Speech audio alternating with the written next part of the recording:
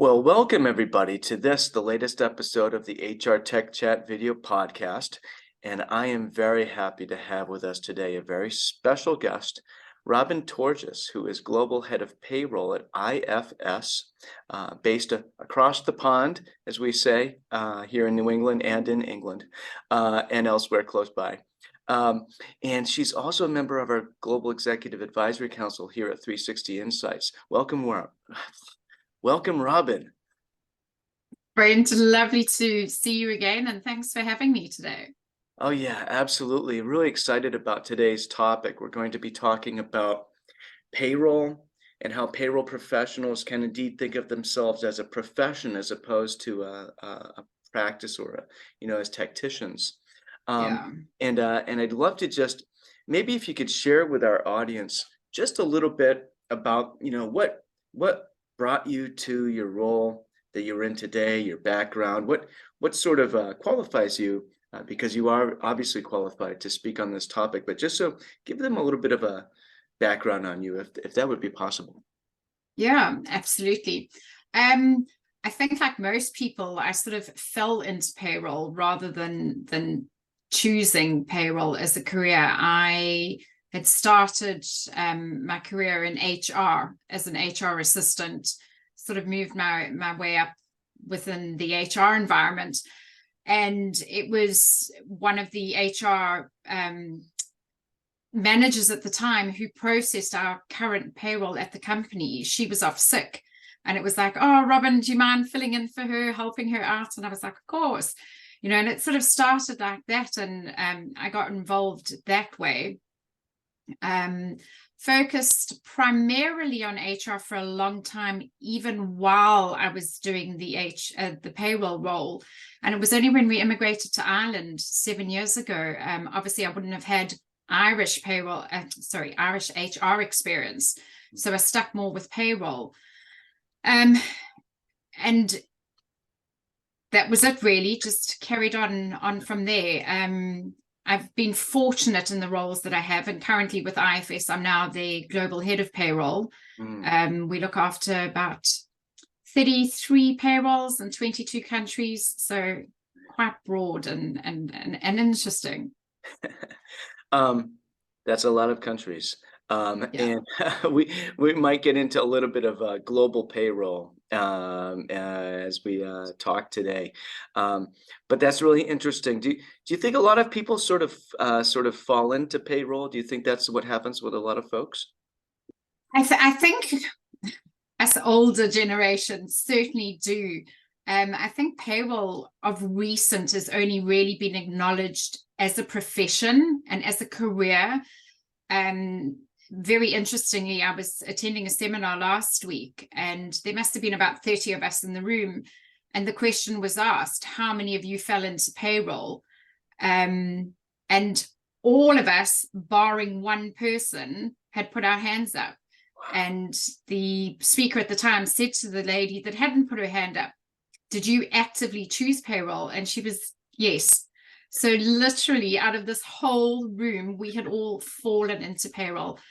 I think nowadays it's, we're no longer just a back room function. People have realized the importance of payroll, the value that we actually have as a function and as a department within an industry and within the business.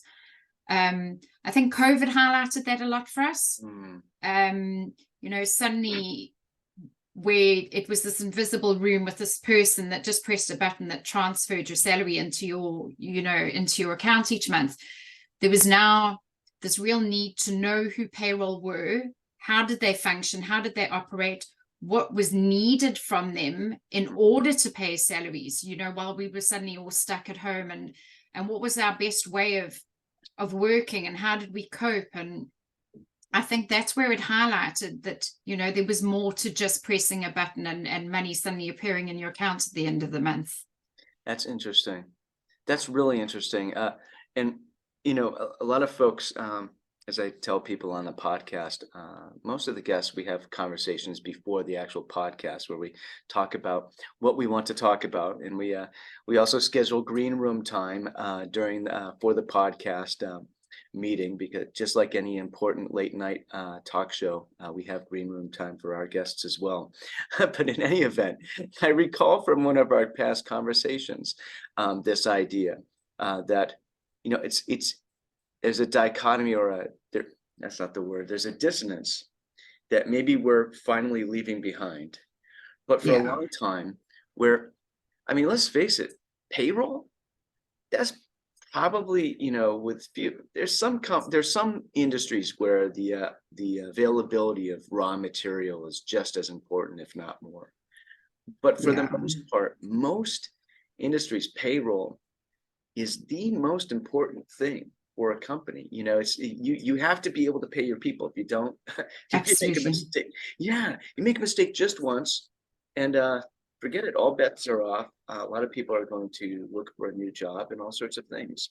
And so it's really odd that for the longest time it was not, not so much an afterthought, but it was something that people, it was almost like a hot potato. Oh, you have to do payroll now, or okay, I'll do payroll or whatever. Why do you think? Yeah. Yeah, and now we're in this new, thank goodness we're in this new sort of paradigm where people are understanding that you need to be intentional about payroll. And mindset. Absolutely. Yeah, Yeah. It's quite interesting because I think the education around payroll and the understanding of what payroll entails has certainly changed. You know, I think it used to be just a case of the only time payroll was ever in focus was when something went wrong. You know, oh, I haven't been paid, and suddenly there's the uproar, and you know, and then suddenly your name is known to an employee, to a manager or something, because now they've had to get hold of you. It's that old sort of saying, like, you were not seen until there was a problem.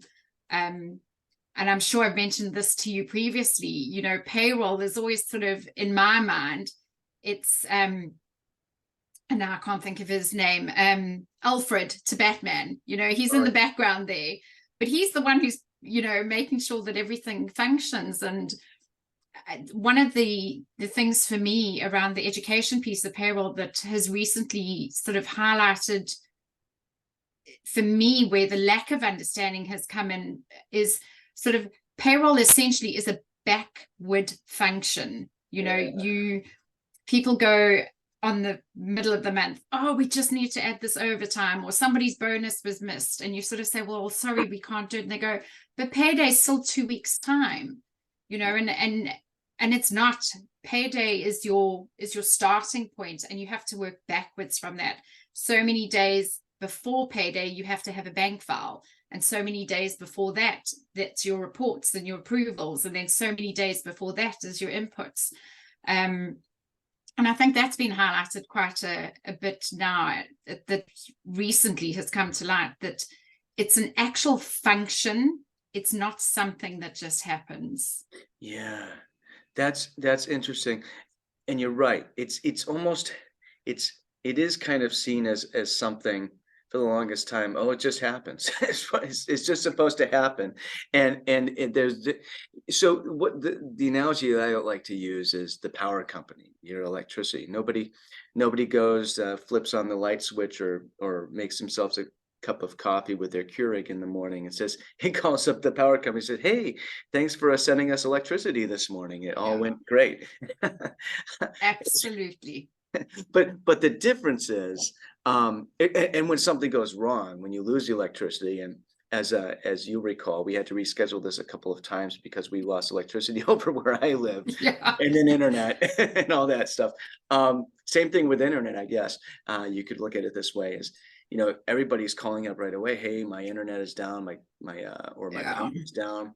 And the same thing happens with payroll. The difference is, though, with a utility company, that is the product. So they are laser focused at all times on making sure that the product is delivered without and keeping it running. Yeah. Whereas, Totally. yeah, payroll is not the product that is directly relating in resulting in revenue for the employer. There's like an indirect correlation there. Indirect, absolutely. And you know, the other thing that people sort of tend to forget about it is that payroll itself within whatever business you're involved in, payroll is essentially to that business a service provider, so it seems a bit weird to say that, but essentially we are providing a service to those employees, end result being their paycheck. And when that goes wrong, it's not just, oh, my pay's not in my account. It links to so many other things. And, and payroll itself is an emotive topic in the sense that somebody's not being paid, which leads to even more why it needs to be highlighted, the importance of payroll. You've got to get those inputs correct, because what you're putting in is what you're going to get out at the end of the day. And if you're producing a bad payroll, it's because you've been, your inputs into payroll are not good. Yeah. You mentioned that you're providing a service to employees. And I think that is a really, really important, that's such a great point. I'm glad you made it. And it occurred to me, and I wrote this down in the background because I'm always looking for headline ideas from these podcasts. And you gave me a really good one in this, employees are customers with a twist. Absolutely. 100%. It's kind of like owning a Ferrari not exactly, because you have to be uber rich to own a Ferrari. I love my Ferrari, thanks. I love mine too. It's right up in my Hot Wheels collection. But anyway, I was stuck on the side. but what I've heard about Ferrari ownership is that you have sort of a commitment as a Ferrari owner that, you can't do certain things with your Ferrari. You have to take it to certain places to get it fixed. You're not allowed to sell it necessarily without Ferrari's permission and all these sorts of things. And so you have some commitments. There are some things you promise to do. You promise to Ferrari that you will do. Don't you get in trouble and maybe lose your Ferrari. And so it's not exact, but I was trying to think of something that's similar with the same sort of principle. Absolutely. Because there's certain code that you, as a payroll professional, that you need to maintain. I mean, obviously the basics are honesty and being ethical and have integrity and the rest of it, which just goes without saying that that's what you should be doing in that environment. But I think it's more than that. I think you need to have a little bit of forward thinking. You need to have a bit of anticipation. One of the things that I've noticed within payroll that's changed immensely is just the way we process payroll. It used to be very much a manual function. You almost, to take it back to the old accounting, the big old journal that you would have, that manually things were written down, and we progressed then to an Excel spreadsheet, and it was gone are the days of your little brown envelope that your salary came in. It was then a direct moved over to checks, and then from checks it's gone into your direct deposits. And now your pay slip used to be this paper thing that you received for or you signed for or something. I mean, employees are now able to log into a portal and retrieve their own pay slips. There's that automation that's come into payroll now that wasn't there before. Previously, you were manually uploading into a payroll platform itself. Now you're uploading into platforms, so it really has progressed and changed. And along with those changes, like you're saying, there's certain responsibilities that certainly remain with that, because that function itself, that service that you're providing needs to be of a certain standard, and certain, qualities need to be maintained with it, for sure. Yeah. And you can take the pay away from an employee that, does not keep up their end of the bargain as an employee with, with proper, cadence of whatever auditable trail and all that. But as long as that employee is keeping up with their side of the bargain, you are in, just as Ferrari has to give them the Ferrari that they bought, you have to give them their payroll that they've earned, that they've earned. Something you said there around the manual aspect of it that's kind of falling away. It's not entirely solved for, but the state of the art today is so much is light years ahead of, say, 20 years ago, Absolutely. 10, maybe even 5 years ago. And it and it occurred to me that that might be, we're entering a new age of payroll where we don't need those same sort of administrative skills or proficiencies in humans. And now we're moving into an age where sort of a professionalism a a career-minded approach is in order for payroll. And also, Absolutely. yeah, and payroll actually is a great place for that career mindset now, where maybe it wasn't necessarily in the past. Totally. And, sort of going back to, the old school way, the fact that you were sort of doing a calculation of some sort, or you used a program to do something, it was one person who sort of had control over the whole process, and they were involved start to finish, and now that you've certainly got this growth of, it's not only having to understand, payroll has changed so much in the respect of, employees' rights have changed. So the legislation around various payrolls, I mean, currently where I'm based, like I said, we've got 22 payrolls in 30 odd countries. That's a lot of legislation to be on top of, so your professional in each country, or who looks after each country, has to be on top of it. So it's not only just, how do I use this computer system, but am I staying on top of what I need to know to process this payroll? Just in the States alone, the taxes within the various, what do you call it? Areas within the States, that's huge. There's so much more that needs to be applied to payroll, other than going, right, Brent earns X amount of money a month. He has a car allowance and a telephone allowance, and that's him sorted. Are there taxes applicable to the car allowance? Are there taxes applicable to the phone allowance? All these type of things are important, and it certainly needs to be more of a profession versus just a job now. It really has changed. Yeah. What are some of the maybe non-technical or compliance related things that people can do with payroll now? I know there's a lot of stuff that you can, that for organizations that have a well-sorted payroll system, that they have Yeah. access to data that is very valuable. What are some of the things that a payroll department can do today that maybe they wouldn't have been able to do, pragmatically or practically in the past? Practically. I think, things like organizations that are now available for payroll. I know there's sort of like, each country will have its own. Ireland, for example, have IPAS, who anybody within Ireland and within the payroll profession can tap into to ask for information. There's the Global Payroll Association, that again, there's training available for professionals. People can literally pop an email or pick up a telephone and say, hey, I'm processing the US. I'm not sure of whatever the question is. We didn't have that availability to us previously, because it was literally just one person in a room processing a payroll for a company.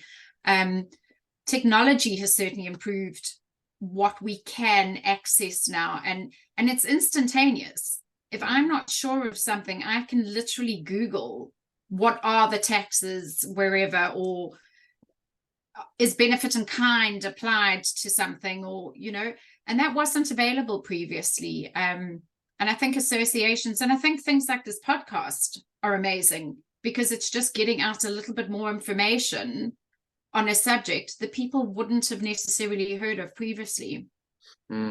Yeah, I think you're absolutely right. But there's certainly a glossary of terms of art or jargon, if Yeah. you will, specific to payroll that could probably fill many pages.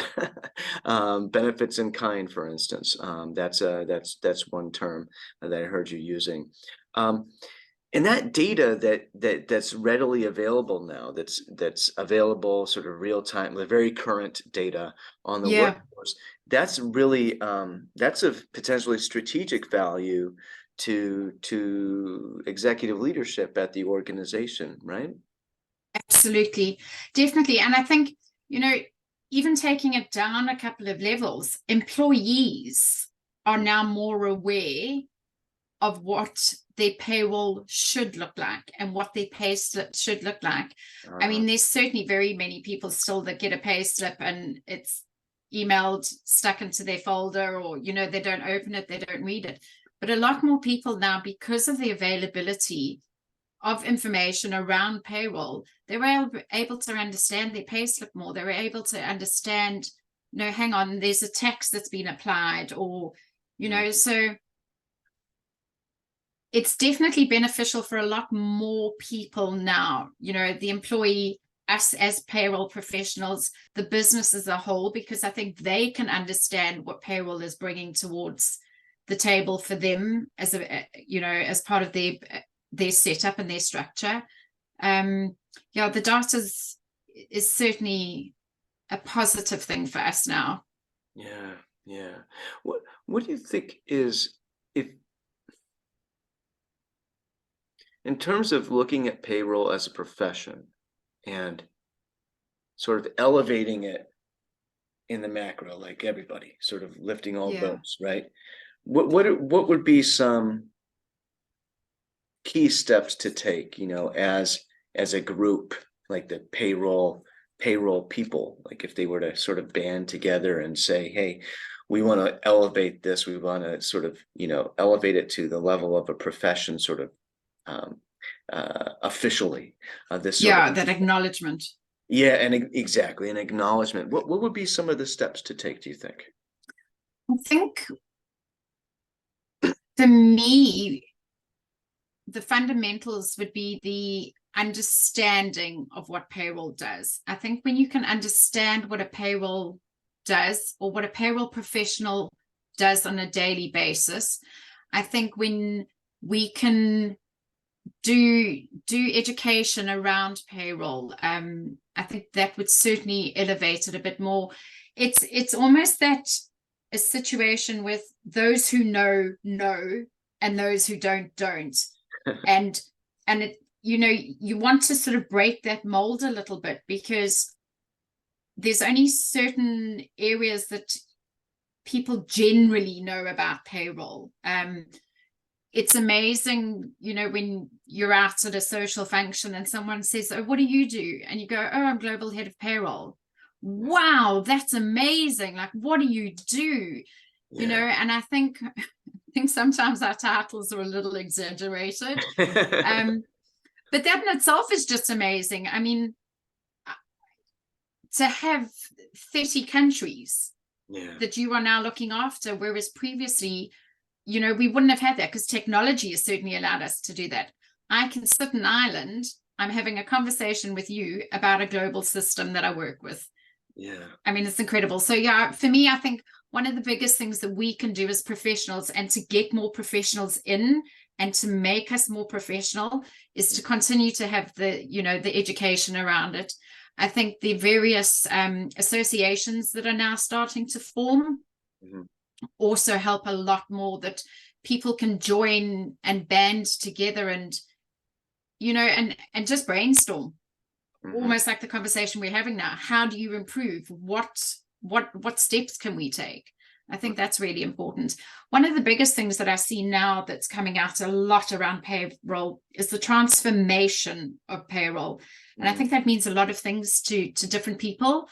But for me at the moment, how I'm seeing payroll transform is I'm seeing an automation of payroll.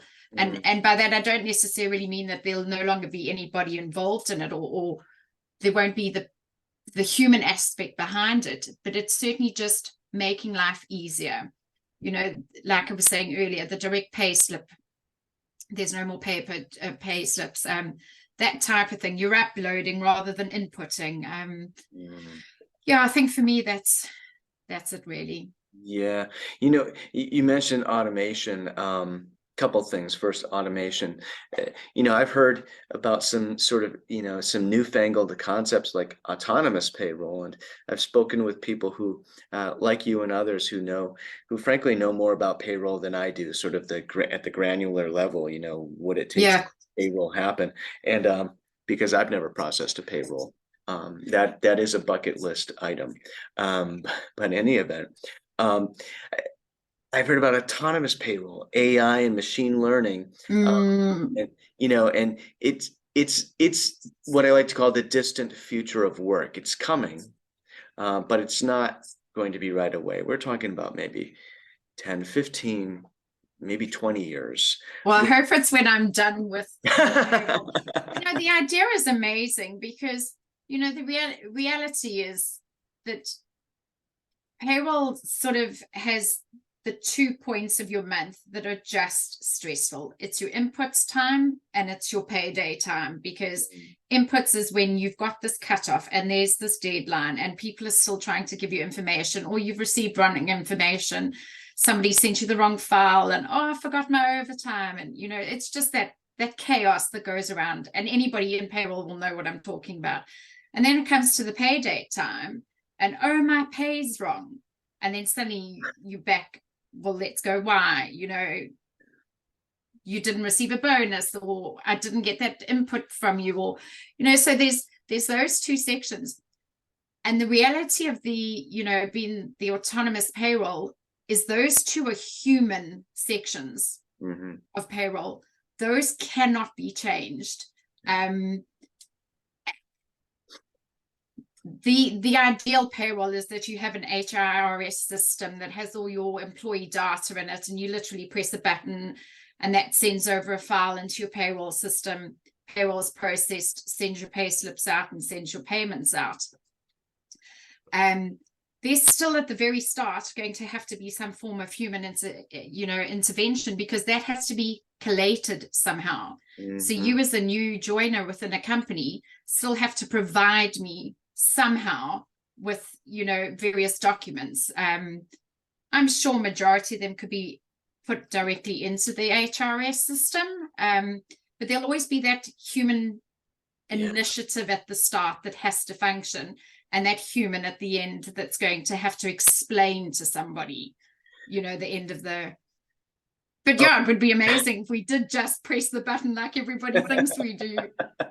Yeah, I know exactly, right? Like I love that. Like everybody thinks we do. I think that might be the quote. And I'll just write it down. You're right. There's this term garbage in, garbage out, right? In computing, and even if we get to autonomous payroll, I don't know all the the subtleties of it, but I've been hearing a little bit more about it. But it still seems to me, if you have the wrong information going in, or suboptimal, somehow erroneous, then you're going to, like you said, you'll need someone at the input stage and someone at the output stage. Actual people. And I doubt AI chatbots will suffice for most. Not for an unhappy employee, certainly not. No, and I've lost my train of thought there. Sorry. AI would be amazing, and having that, function that ran smoothly, but it totally is. Whatever you're putting in is what you're going to produce. Yeah. By the way, if I had a penny for every time I've lost my train of thought, be a rich man. I'd have $10, which is a lot of pennies. In any event, just super quick, we're kind of running close to out of time, but just a little bit. You mentioned, your title again, Global Head of Payroll, and you are at IFS. You're in charge of global payroll, and any kind of sort of idiosyncrasies to global payroll? That might be the understatement of the year. I don't know. Anything you'd like to share with the audience around being a payroll professional and how it applies to sort of global payroll? Yeah, I think the name in itself can be misleading. It gives that sort of impression that, whoever it is, not necessarily, only me, nobody can know all the payrolls in the world. You know, and there's that perception that you should, and automatically somebody would be able to come to you and ask you a question, and you know, you would have to go back to them and say, well, actually, I'm not very clued up on the US payroll. Let me ask somebody. And there's almost a like, what? How do you not know that type of reaction? So I think that for me around global can be a little bit sort of, you know, confusing at times. I think it needs to be, you know, especially in my case, it's just that we have payrolls globally. It's certainly not me knowing all the payrolls around the globe, which would be amazing. That's a great point. Yeah. Sorry to interrupt, but you made a great point. You know, global payroll kind of connotes or gives off the impression that we're talking about one payroll that happens to be global, and that's not the case. It's just Not the case at all. A bunch of payrolls across the globe. Maybe it should be head of payrolls across the globe or something like that. Something along those, yeah, a little bit more sort of direct in relation to what you do. But yeah, it's certainly, it's individual payrolls within IFS that manage, that are all around the world, I suppose, is the best way to describe it. Yeah, and global payroll is incredibly complex, and maybe we could have you back as a guest to talk about global payroll sometime. Oh, that'd be amazing. Yeah, I think we'd be remiss not to introduce the other guest, your furry friend behind you. Oh, Badgie. Yeah. He's quite content, lives the good life. Yes, he does, as most cats do. We had Clearly he's not interested in payroll though. What's the matter with him? Yeah, focus. Well, you know what, Robyn, it's been so wonderful to have you as a guest today on the podcast. Thank you so much for joining us. Brent, thank you. I've really enjoyed myself. Absolutely. Thank you very much. Take care. No hassles. Cheers.